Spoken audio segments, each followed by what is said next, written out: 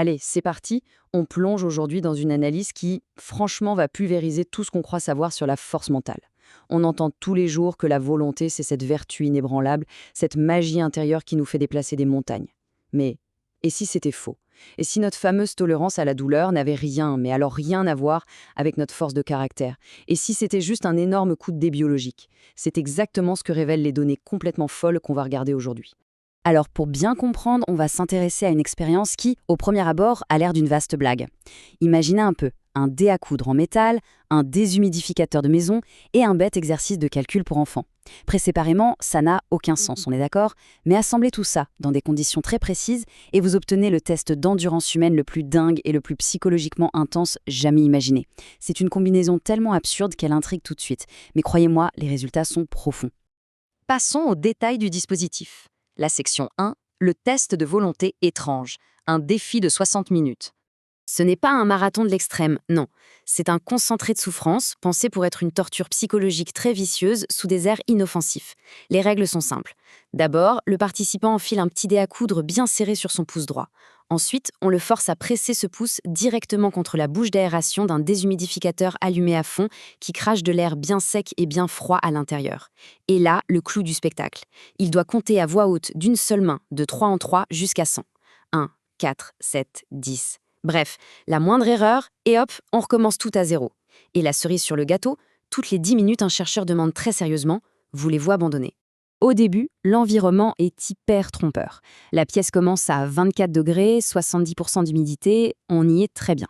Mais avec la machine qui tourne, l'air devient rapidement de plus en plus sec, plantant parfaitement le décor pour l'inconfort physique à venir. La durée maximale de tout ce calvaire, c'est 60 minutes. Bon, on pourrait se dire, pourquoi ce montage ridicule testerait quoi que ce soit? Eh bien en fait, ça attaque le système nerveux de tous les côtés. D'abord, l'endurance sensorielle. La peau sous le dé se dessèche à vitesse grand V, ça tire, c'est super désagréable. Ensuite, ça nous oblige à combattre notre instinct naturel, qui est de retirer la main quand quelque chose nous gêne. Rajoutez à ça le stress de calculer sans se tromper, l'ennui qui est juste mortel, et la nécessité de bloquer la moindre envie de se gratter ou de bouger. C'est littéralement un parcours du combattant pour notre mental. Voyons maintenant comment ça se passe en pratique. Section 2, une chronologie de la torture, la décomposition sur 60 minutes. C'est fascinant de voir la progression et surtout comment on glisse de l'arrogance totale à la frustration absolue. Au bout de 10 minutes, tout le monde est hyper confiant, presque arrogant. 20 minutes, aïe, la réalité de la sécheresse frappe et l'envie de tout balancer commence à titiller. 35 minutes, bienvenue dans la zone d'agonie. La concentration lâche, les erreurs s'accumulent. 50 minutes, le cerveau part en vrille et commence à inventer des illusions, faisant croire aux participants que leur peau se fendit en deux. Et pour ceux qui s'accrochent jusqu'aux 60 minutes, il n'y a plus aucune joie. C'est un état de survie complètement apathique. Ce qui est génial, c'est d'écouter les premières réactions. Franchement, au début, l'esprit se balade. L'un des participants a carrément sorti « Est-ce que ce dé à coudre sent mauvais? Est-ce que quelqu'un a transpiré dedans avant ?» C'est le signe évident d'un cerveau qui n'est pas encore sous pression et qui sous-estime totalement la suite. Mais l'ambiance change radicalement entre la 10e et la 20e minute. Le manque d'humidité donne une sensation de claustrophobie physique. Un participant a même essayé de retirer le dé avec ses dents avant de soupirer vaincu « Mon pouce est en prison ». C'est là que le piège psychologique se referme pour de bon. Et là où ça devient vraiment croustillant, c'est avec certains profils, comme les perfectionnistes. La pression de ne pas rater un bête calcul mental les ronge. On les entend trébucher sur des mètres de primaire. 1, 4, 7, 28, 30, 31, bon sang. La frustration monte en flèche, non pas à cause de la machine, mais à cause de la peur de l'échec. Une fois dans la fameuse zone d'agonie, c'est le festival des techniques de survie absurdes. Le désespoir rend inventif, on en a vu lécher leurs autres doigts pour essayer de compenser l'air sec, en marmonnant de façon désespérée « Je fournis de l'humidité avec ma salive ». Enfin, je veux dire, à ce stade, on touche le fond. Vers 50 minutes, le délire est total. Le cerveau, épuisé par ce mélange de stimulation constante et d'ennui profond, commence à humaniser l'appareil. Les chercheurs ont carrément noté des gens en train de taper la discute avec le déshumidificateur, lui reprochant dramatiquement « Pourquoi tu m'assèches, je suis déjà sec ». Mais l'anecdote ultime, la voici. Dans un moment de fatigue absolue, un participant a malencontreusement relâché la pression.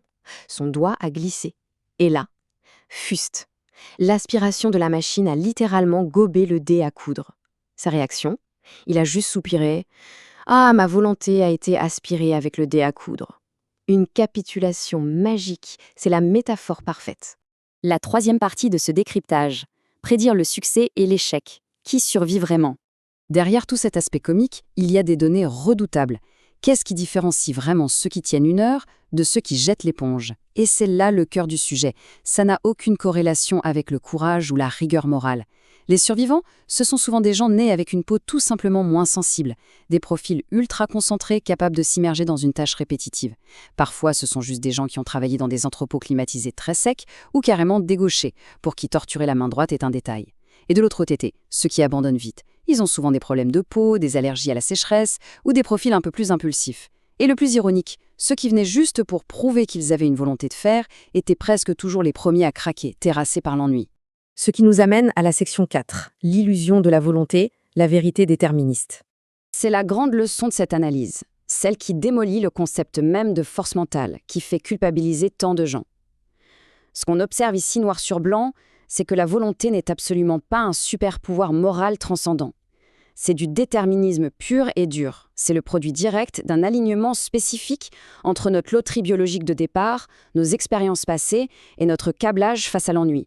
Bref, ce n'est pas le triomphe du libre arbitre, c'est juste un tirage au sort génétique et situationnel incroyablement favorable.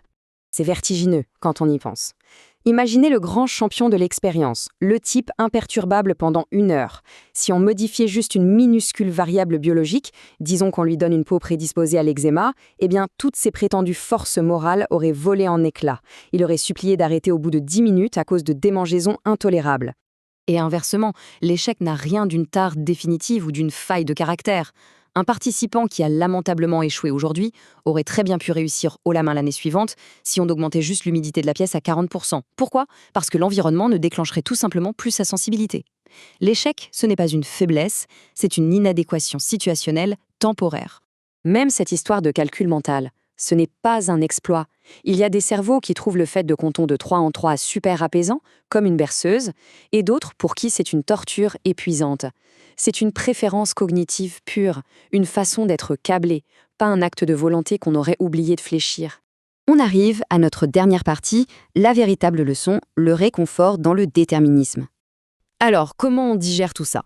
Loin d'être fataliste, cette vision scientifique offre en fait un soulagement immense, un vrai bol d'air frais face à la pression sociale.